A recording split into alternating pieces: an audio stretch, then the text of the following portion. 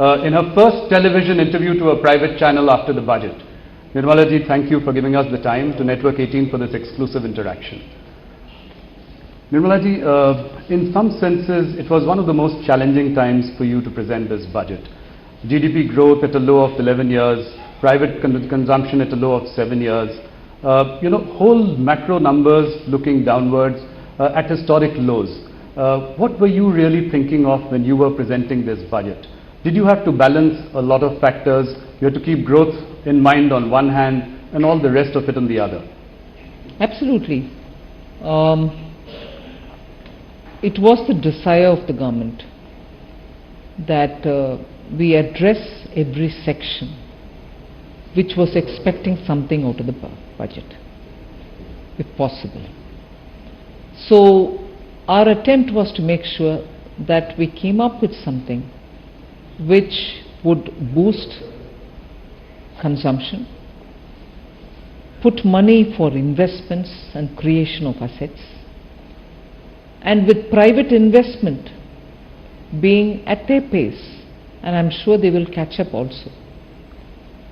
We did not want to, at any point in time, between July and now, cut down on public investments. On the contrary, we have only increased it. So the capex between July and now, if you look at the data, has only gone up.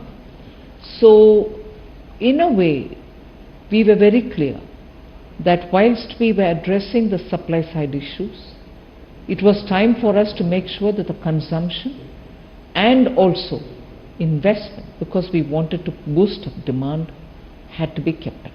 And that's the story. How has the budget addressed these two big concerns, that that there is the demand side problem, and the economy is investment starved. So how have these twin issues got addressed with your budget? And that is one of the reasons why I started by saying private investment will do their own whenever they would take their call on it, and we have given them our intention by cutting the corporate tax.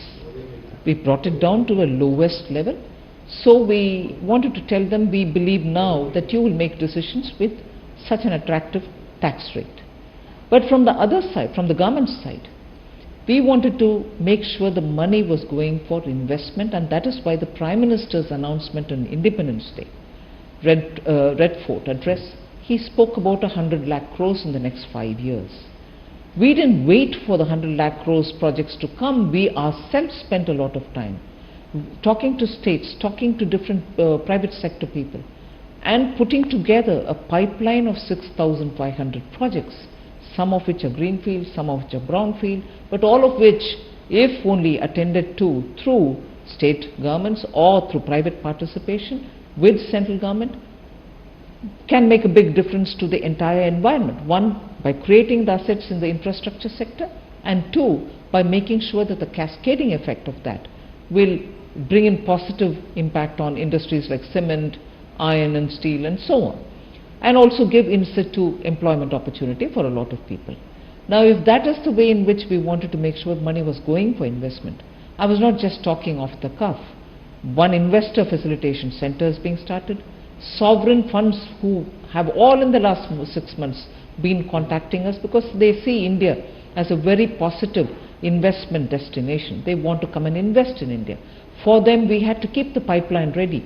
No point if they reach here and then search for projects.